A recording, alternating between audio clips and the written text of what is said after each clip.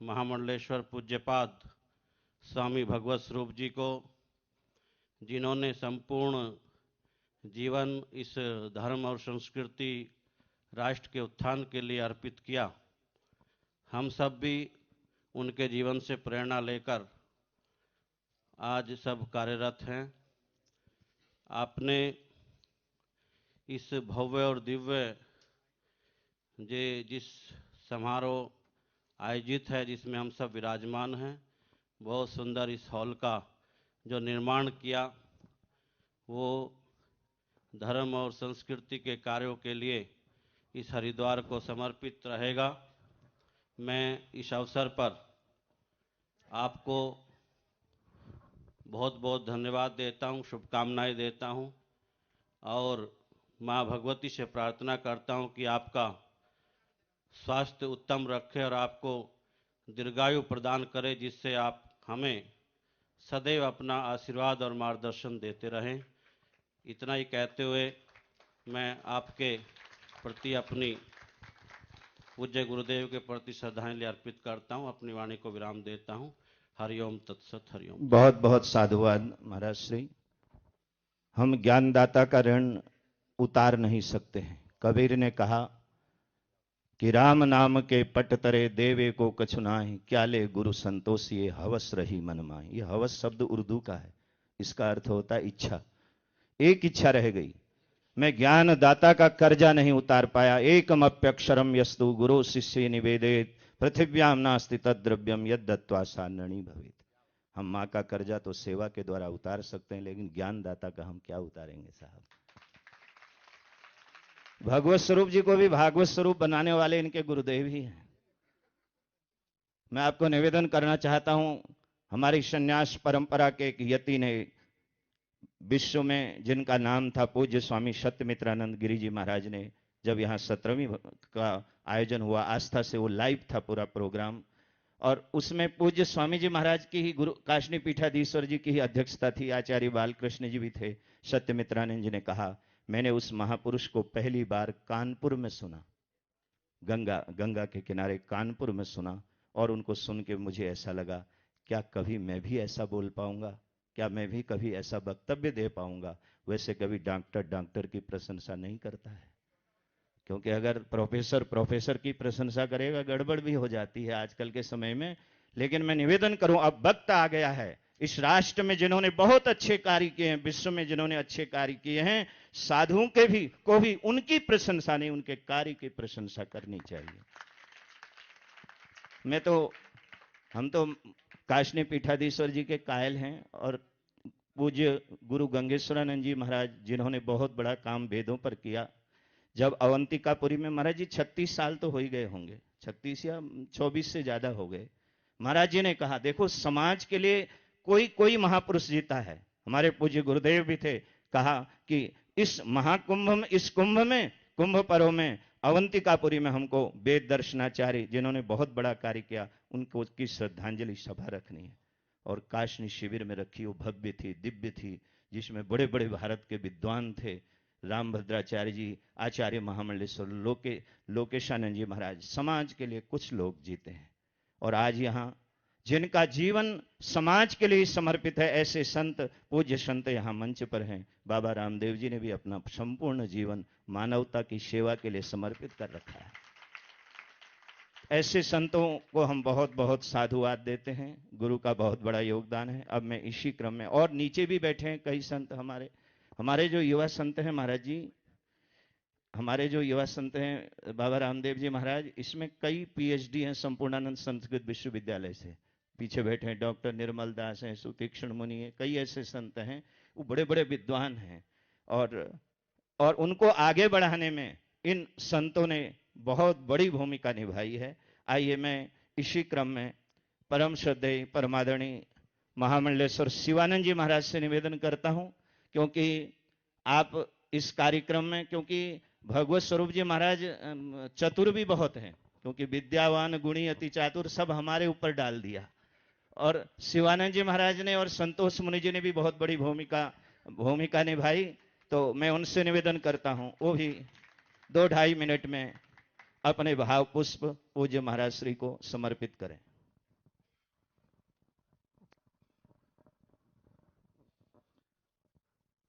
वंदे गुरु परंपराम।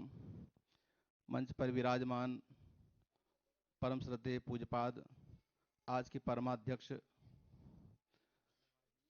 महामंडलेश्वर कारुष्णी पीठाधीश्वर जी महाराज और गुरु राम राय दरबार साहिब के श्री महंत देवेंद्र दास जी महाराज, उदासीन पंचायती बड़े अखाड़े के महंत साहिबान, पूज्य महामंडलेश्वरगण, महंतगण, उपस्थित भगवत प्रेमी सज्जनों, बहुत कुछ कहने की आवश्यकता नहीं है, स्वयं आप सब देख रहे हैं, प्रत्यक्षम किम प्रमाणम। कहते हैं कि एकमप्यक्षरम यत्र गुरु शिष्यो निवेदेत पृथिव्यम नास्ति तद्द्रव्यम यद दत्वा च नृणे पवत। यदि गुरुदेव ने ज्ञान का एक अक्षर भी दिया है तो पृथ्वी में ऐसा कोई द्रव्य नहीं जिसको दे करके यद दत्वा च नृणे पवत व्यक्ति मुक्त हो जाए।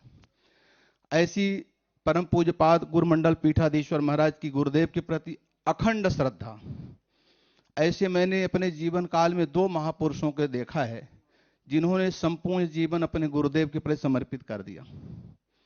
एक तो पूज्यपाद गुरुमंडल पीठाधीश्वर जी महाराज, जब इसका नामकरण हो रहा था तो ये हुआ कि ऐसे नाम रखा जाए कि मेरे गुरुदेव का नाम अवश्य आना चाहिए। तो बहुत नाम सुझाव आए, पर जो भी नाम आवे बोले मेरे गुरुदेव का नाम पहले, तभी वो नाम। तो एक तो उनकी गुरु निष्ठा, उनकी श्रद्धा, उनकी सरलता, उनकी सहजता। दूसरी हमारे पूज्यपाद महामंडलेश्वर मेरे गुरुतुल्य स्वरूप स्वामी आनंद भास्कर जी महाराज, यदि उनसे कुछ कहा जाए कि महाराज आशीर्वाद दें, बोले गुरु जी महाराज भला करेंगे, गुरु जी महाराज की कृपा है। कभी भी आशीर्वाद नहीं, स्वयं गुरुदेव के ऊपर अपना जीवन संपूर्ण गुरुदेव के जीवन में लगा दिया। ऐसे दो महापुरुषों को मैंने अपने जीवन काल में देखा। अन्यत्र हम सब लोग तो कर ही रहे हैं अपने ढंग से सेवा, पर ये दो महापुरुष, और स्वयं कोई इच्छा नहीं, न पद की, न प्रतिष्ठा की, न दिखावे की, न कुछ, ऐसे सरल महापुरुष। तो मैं ये जो आज लोक संस्कृति भवन और जिसके स्वयं साक्षी जगत में योग का प्रचार प्रसार करने वाले ऐसे परम श्रद्धेय योग गुरु बाबा रामदेव जी महाराज स्वयं पधारे हैं। हम गए थे, पूज्य स्वामी जी गए थे, महामंडलेश्वर है चेतनानंद जी महाराज। यद्यपि महाराज बहुत व्यस्त थे, तथापि बोले इस ऐतिहासिक लोक संस्कृति भवन के जो लोकार्पण हो रहा उसका साक्षी मैं अवश्य बनूंगा। तो पूज्यपाद योग ऋषि जी महाराज पधारे, हमारे पतंजलि योग पीठ के महामंत्री परम श्रद्धेय आचार्य बालकृष्ण जी पधारे, उन्होंने समय दिया। और समस्त महापुरुषों के चरणों में मैं वंदन करता हूं और प्रार्थना करता हूं कि इसी प्रकार अपनी कृपा दृष्टि बनाए रखें। इस सेवा के लिए मुझे महाराज जी ने सौंपा हुआ था, मैं महीनों से लगा हुआ था कि सुंदर से सुंदर व्यवस्था कर सकें जो हमसे बन पड़े, पर कोई त्रुटि हो गई हो तो आप सभी महापुरुष अपनी उदारता से क्षमा करें और कृपा दृष्टि बनाए रखें। इन्हीं शब्दों के साथ ब्रह्मलीन पूज्यपाद महाराज जी के चरणों में बारंबार श्रद्धांजलि समर्पित करते हुए अपनी वाणी को विराम देता हूं। बहुत बहुत साधुवाद। भवेत भवेत भवेत। अब मैं इसी क्रम में परम श्रद्धेय परमादरणीय हमारे डॉक्टर संतोष मुनि जी महाराज से निवेदन करता हूं कि आप परमार्थ निकेतन ऋषिकेश में अध्यापन का भी कार्य करते हैं। बहुत अच्छी बात है कि शिक्षा के साथ वहां संस्कारों को देने का भी आप कार्य करते हैं। वो भी 2 मिनट के लिए अपने भाव पुष्प पूज्य महाराज श्री को समर्पित करेंगे। ओम श्री चंद्रदेवम सिंहद्वितीयं भस्मावलिप्तं सशुभ्रवर्णं पद्मासनस्थं सुखदं यतीन्द्रं वाकाय चित्ते सततं भजेयम्। परम पूजनीय प्रातः स्मरणीय अर्चनीय वंदनीय मंचासीन काष्णी पीठाधीश्वर पूज्य महाराज श्री के चरणों में नमन। परम श्रद्धेय अर्चनीय वंदनीय मंच पे विराजमान समस्त संत वृंद महंत मंडलेश्वर सभी पूज्य चरणों के चरणों में बारंबार नमन। उपस्थित प्रभु प्रेमी सज्जनों, माताओं, बहनों, साधु नाम दर्शनम पुण्यम तीर्थभूताय साधवः। आज यहाँ पर पूज्य परम श्रद्धेय ब्रह्मलीन सदगुरुदेव रामस्वरूप दास जी महाराज, रामस्वरूप जी महाराज के पुण्य स्मृति के उपलक्ष्य में या विशाल इस सत्संग भवन का उद्घाटन समारोह हो रहा है और इसमें अनेक महापुरुष पधारे हुए हैं। ये जो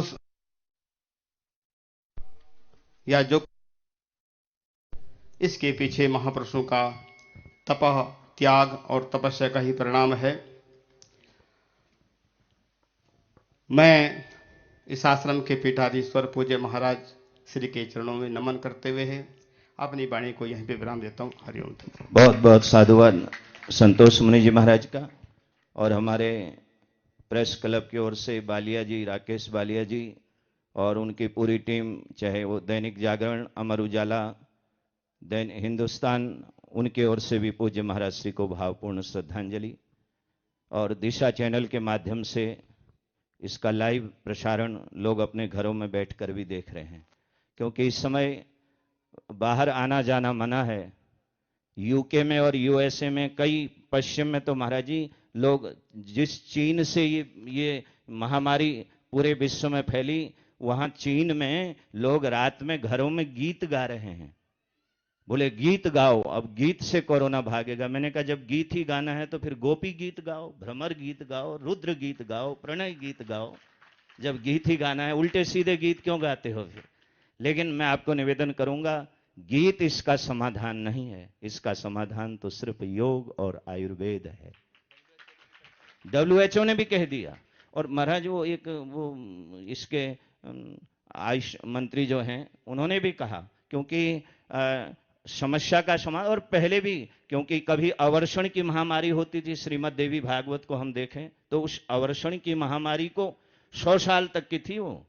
ये समस्या का तो जल्दी निदान हो जाएगा, लेकिन उस महामारी को एक ऋषि ने दूर किया, उनका नाम महर्षि गौतम था। जब जब ये समस्याएं आई विश्व पटल पर, तब कोई न कोई संत महापुरुष, कोई न कोई ऋषि आगे आया। और आप देखना, क्योंकि हमारी जो 5000 वर्ष से भी पूर्व की जो हमारी भारतीय संस्कृति है, और हमारे ऋषि मुनि ही इस समस्या से भी हमको निदान दिलाएंगे। हमारे पूज्य देवेंद्र दास जी महाराज पूरी जो है डॉक्टरों की टीम भी लेकर के आए। पूरा हमने सबको पहले ही आने से पहले का हमने कहा हाथ धो, ये करो, वो करो, और वो सबको जैसे डॉक्टर थर्मामीटर लगाता है, तब जो है इस हाल में हमने प्रवेश किया है। हम भारतीय संविधान को मानते हैं, हम शास्त्र के भी संविधान को मानते हैं, हम उसी के अंतर्गत हम सारा कार्य करते हैं। महामंडलेश्वर भगवत स्वरूप जी महाराज ज्ञानी भी हैं, बाबा जी महाराज रामदेव जी महाराज दानी भी हैं। आपने बाहर 2 एम्बुलेंस देखी होगी, लगभग 50 लाख की 2 एम्बुलेंस इन्होंने इंद्रेश हॉस्पिटल देहरादून को दी। कनखल का जो शमशान घाट है, कनखल का शमशान घाट, उसका जीर्णोद्धार कराए, क्योंकि वहां तो सबको ही जाना है ना। एक दिन हम सैर करने को चले, दिल में कुछ अरमान थे, एक तरफ थी झाड़ियां, एक तरफ शमशान थे, और पैर तले हड्डी चुभी, उस हड्डी के ये बयान थे, ए इंसान जरा संभल के चल, हम भी कभी इंसान थे। आपने उस समत्व योग को जो है समझ करके, समत्वम योग उच्यते, आपने बहुत बड़ा कार्य किया। आप यहाँ महाराज जी एक संस्कृत विद्यालय चलता है, यहाँ से निकल करके कई विद्वान आज पश्चिम में जाकर के वेदों का प्रचार प्रसार, भारतीय संस्कृति के संरक्षण और संवर्धन में काम कर रहे हैं। गौ सेवा भी यहाँ गुरुमंडल आश्रम में होती है। बहुत बहुत साधुवाद। अब मैं इसी क्रम में ब्रह्म निवास आश्रम के परमाध्यक्ष, परम श्रद्धेय, परम पूज्य महामंडलेश्वर परमात्मा देव जी से निवेदन करता हूँ, वो भी 2 मिनट में अपनी भावपूर्ण श्रद्धांजलि पूज्य महाराज श्री को समर्पित करें।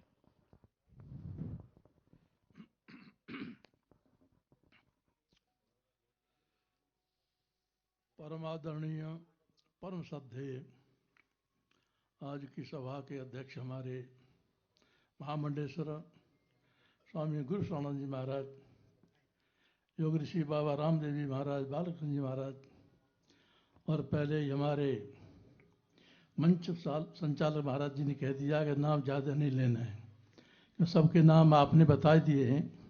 मैं सभी संतों को प्रणाम करता हूं। जिन महापुरुषों की आज पुण्यतिथि है,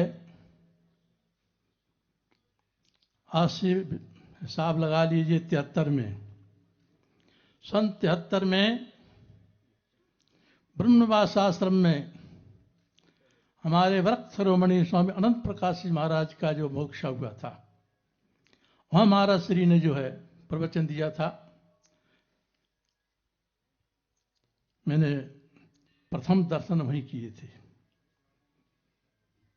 वो एक हमारे समाज के ऐसे महापुरुष थे, वृत्तों में वृत्त थे, मंडलेश्वर में मंडलेश्वर थे और विद्वान में विद्वान थे। और मुझे थोड़ा ऐसा भी स्मरण होगा कि महाराज श्री ने अनंत प्रकाश सिंह महाराज की मंडली में भी शायद रहे होंगे, क्योंकि हमारे वृत्तों में पहले मंडलियां चलती थी। उन मंडलियों में पठन पाठन होता था। हमारे गुरुदेव पंडित स्वामी जगन्नाथ जी महाराज, स्वामी केशव स्वरूप जी महाराज, स्वामी ज्वाला प्रकाश जी महाराज, स्वामी स्वतः प्रकाश जी महाराज, स्वामी शांतानंद जी महाराज पुष्कर वाले, ये महाराज अनंत प्रकाश जी महाराज के विद्यार्थी थे। हमारे गुरु जी ने कहीं अपनी संप्रदाय का प्रचार नहीं किया कि हम गरीबदासी हैं या क्या है। महात्मा का एक समय बरसी में, गुरु जी की बरसी में स्वामी कृष्णानंद जी महाराज पधारे, अपने जगत गुरु आश्रम वाले। तो शास्त्री जी हमारे बता रहे थे महाराज जी के बारे में। तो महाराज जी बोले, करे मुझे तो आज पता लगा कि पंडित जी गरीबदासी थे। मैं तो उदासी मानता था उनको। तो मतलब कहने का कि हमारी जो परंपरा रही संतों की, अब संप्रदायवाद नहीं रहा। महाराज श्री ने जो समाज को दिया वो सबके समक्ष है, और जो उन्होंने दिया जिस प्रकार से, उसी प्रकार से हमारे भगवत सूर्य जी महाराज चल रहे हैं। ये सबके समक्ष है। मुझे थोड़ा सा डायबिटीज की शिकायत होने से मैं जाना ना छोड़ दिया कहीं भी। महाराज जी ने कहा आपने आना है, जरूर आना है। तो मैंने कहा आप महाराज वहां से ही आदेश दे देते, फोन कर देते, संत को बेता जाता हूँ, अब से आऊँगा। तो महाराज जी की जीवन अब पीछे जो है, महाराज जी का स्वास्थ्य ज़्यादा ही खराब था। तो ऐसा लगता था कि शायद शरीर आगे चलेगा कि नहीं चलेगा। लेकिन गुरुदेव की कृपा से जो गुरुदेव की सेवा की, उस सेवा का परिणाम हुआ कि पुनः अपनी जो है जगह पर स्थित हो गई, पुनः सही हो गई। अभी जो कह रहे थे मैं बिल्कुल ठीक हूँ। पहले चला नहीं जा रहा था, पैरों में सूजन भी थी, हाथ कांपते थे, तो मुझे भी लगता था कि साथ शरीर अब ज़्यादा नहीं चलेगा।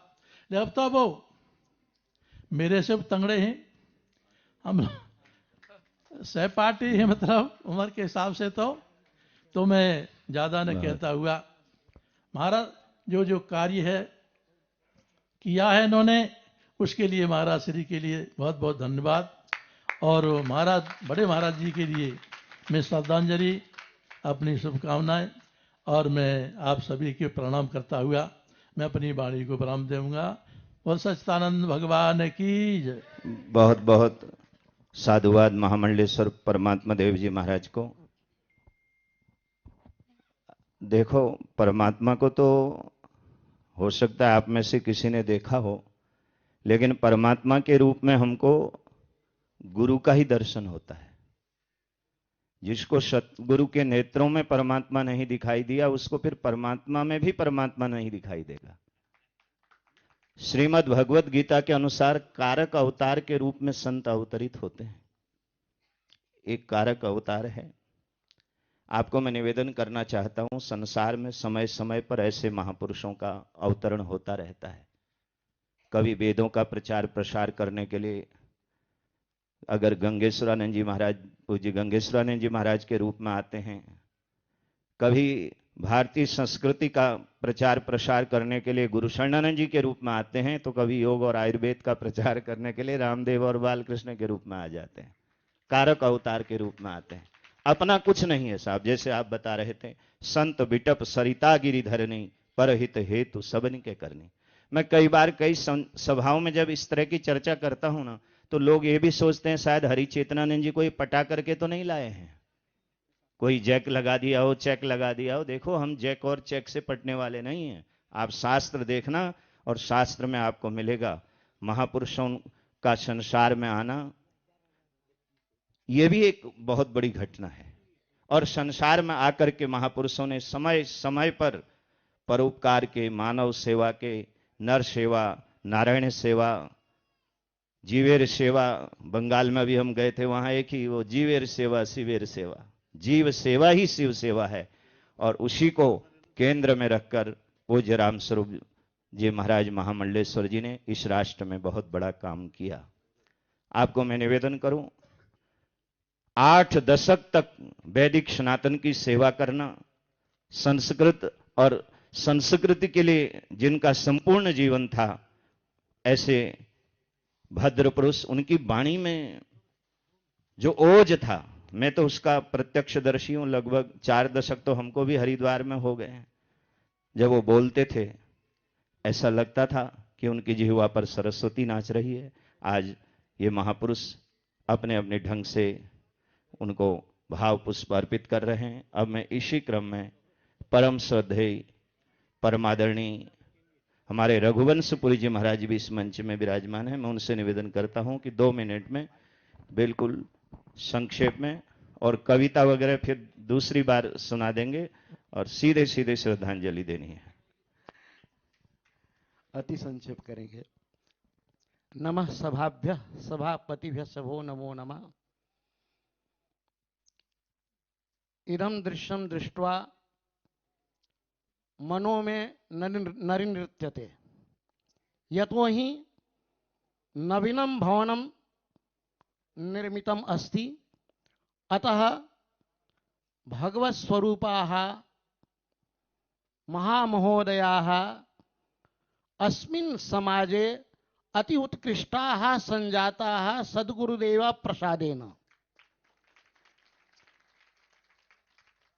यथा राम स्वरूप महोदया आसन, तेषां महिमा तु अतीव समीचीनः, न गण्यते न कथ्यते, तथापि इदं दृश्यम दृष्ट्वा दरिदृश्यते यतो हि समाजे समीचीनं कार्यं प्रचलति, यतो हि सम्मानार्ह।